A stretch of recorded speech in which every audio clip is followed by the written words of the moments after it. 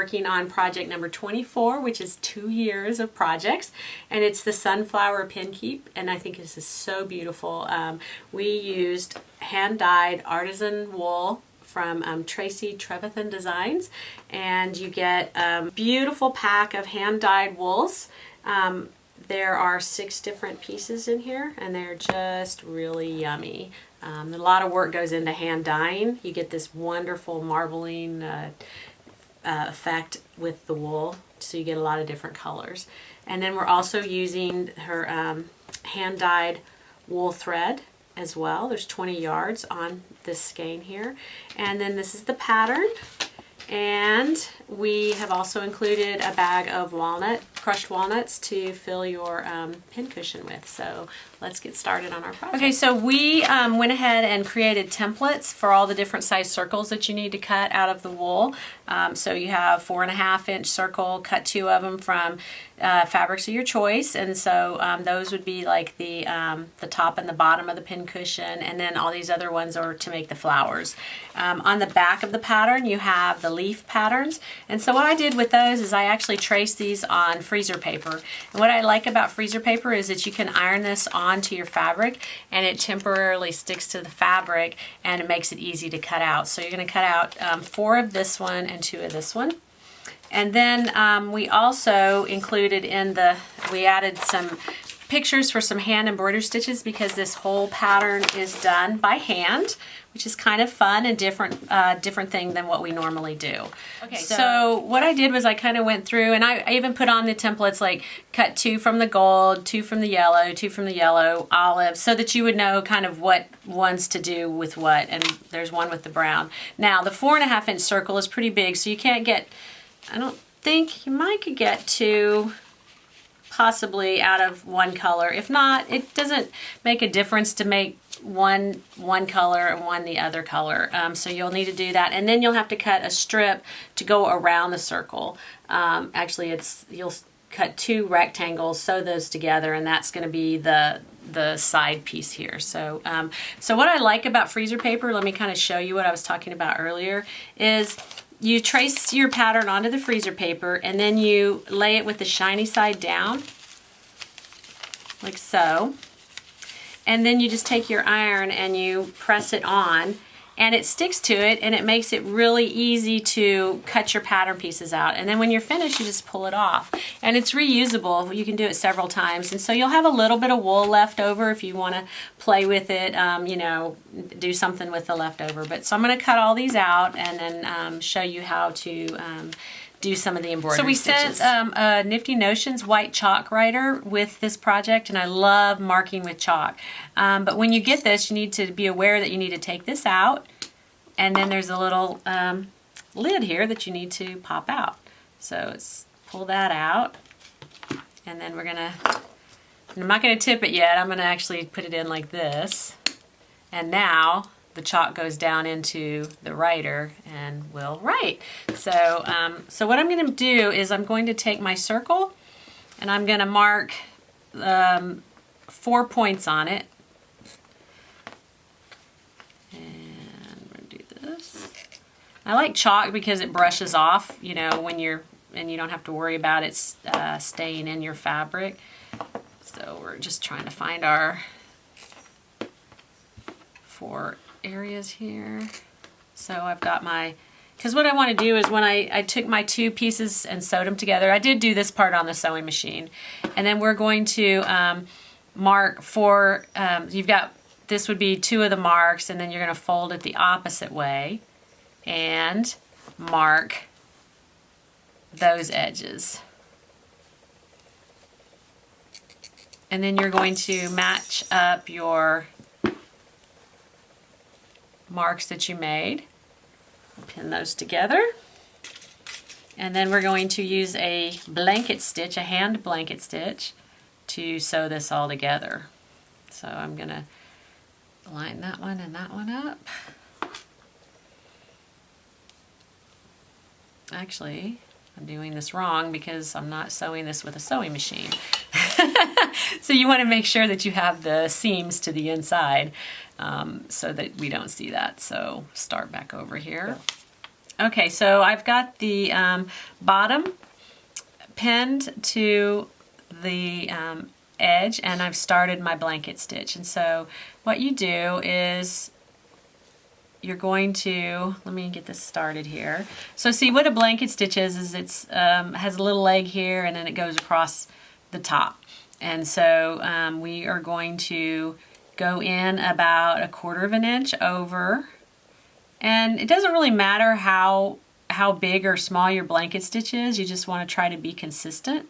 And so you come from the back to the front, and then you see this little loop here by my finger. I'm going to pull my needle through that loop and then pull straight out, and it creates that little loop across that top there. So go in from the back, and then before you complete the loop all the way, you will take your needle through that and pull. And so you're going to do this all the way around this bottom piece here. And this is called a blanket stitch.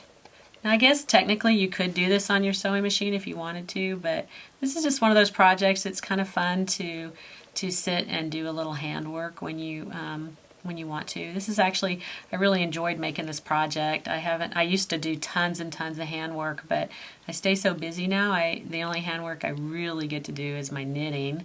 And so this was kind of fun to be able to go back to some of my embroidery stitches.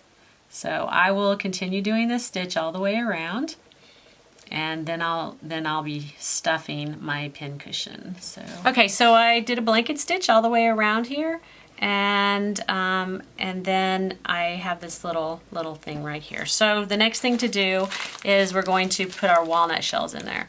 And she didn't say anything in her instructions about like putting the walnut shells in another thing and then putting it in. And so I messaged her and she said, nope, I just put them right in and didn't have any problem with it leaking out. So that's what I did with mine, and lo and behold, I didn't have any problems. So I've got my walnuts in here, my crushed walnuts. And then what I did actually is I took my little scraps and I stuck those in there too. Filled it up a little bit more. So just whatever you want to do. It ends up being nice and squishy. It's kind of, I don't know, I like the feel of it. I walk around like playing with it. And then what you do after you've got this all in here is you take the other piece and you're going to put it on here, and you're going to blanket stitch around that so that you have this little your little pincushion. So I'm going to put that aside. The next thing I'm going to do is show you how to make the sunflower. So I've got my two these are the 4-inch circles, so you're going to fold those in half, and you're going to cut in half, and then you're going to cut again, so you're cutting into quarters. And so these are the actual petals of your sunflower. So you cut both of those, then you also have the gold ones that you cut as well. So what I'm doing now is I'm gathering the curved edge of the pieces that I cut and stringing them all together like so. And then when I get finished with getting them all on here, I'll gather them up so that it creates a circle. So it's just a simple little in and out kind of stitch, about 1/8 of an inch away from the edge there. In and out, in and out.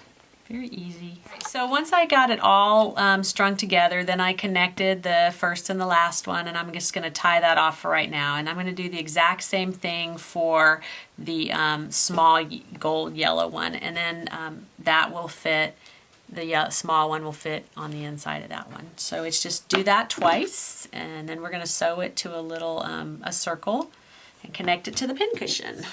So you take and you sew the outer, the bigger one to a 2-inch circle. And it doesn't have to be pretty because it's not going to be seen. And then you're going to take this one and you're going to lay this on top and sew that to the circle, okay?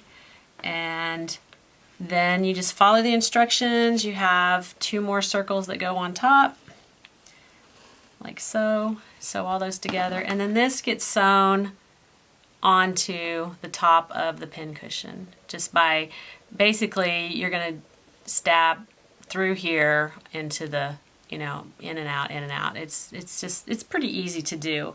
And so the last thing that I want to show you is the leaves, how to sew the leaves together. So I drew with the chalk marker some little veins, and I'm going to do a stem stitch. So what you do is you have your thread below your needle, and you just take like about a quarter, well, about an eighth of an inch stitch, and you make sure that that thread stays below, and then the next stitch you're going to pull that thread back down and take another little stitch, and you just keep doing that all the way down, and that's what's called the stem stitch, and it just makes a nice little vein for the leaf.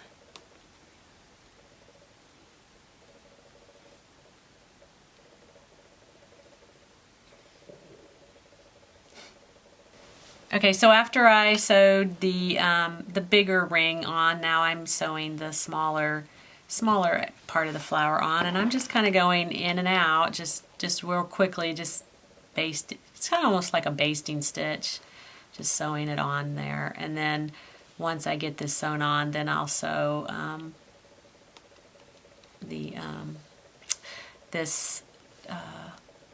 which one? Oh, this one over it. So then this one goes over it to cover up all your messy stitches.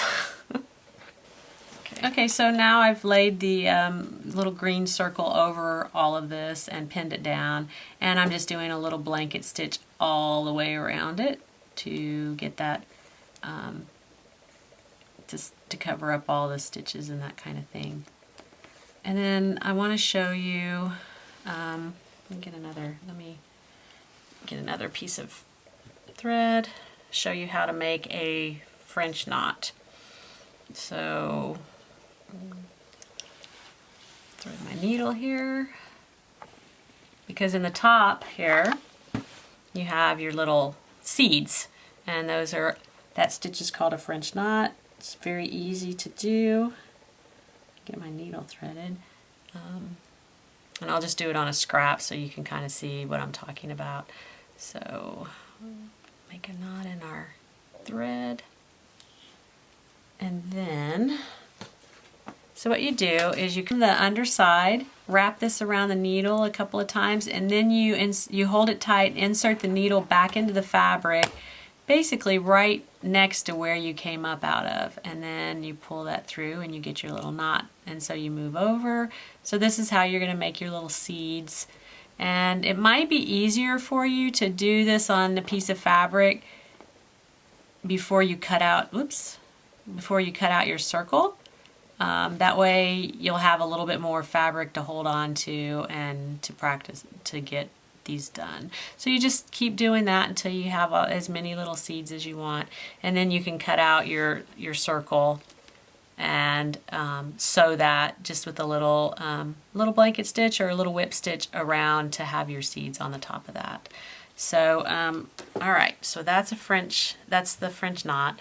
So on my leaves, after I did my veins, then I put the front and back together, and I'm just doing a blanket stitch around it. Okay, so once I have my flower finished, my leaf finished, then I'm going to take my top, and then you would just take your leaves and just sew them, whip stitch them, like there's 3 of them. So on this right here, you take your flower, put that on top. Actually, you're going to do this before you sew this part on. Honestly, you're going to just, and then sew this on, sew your little seeded part on, and then you have your finished pincushion. So it's a really fun, easy project. I hope you enjoyed making it. I enjoyed it. It was a lot of fun. So thank you for joining us in our little video on how to make the sunflower pincushion. And we hope that you will like us on Facebook, follow us on Instagram, and subscribe to us on YouTube. So y'all have a great day.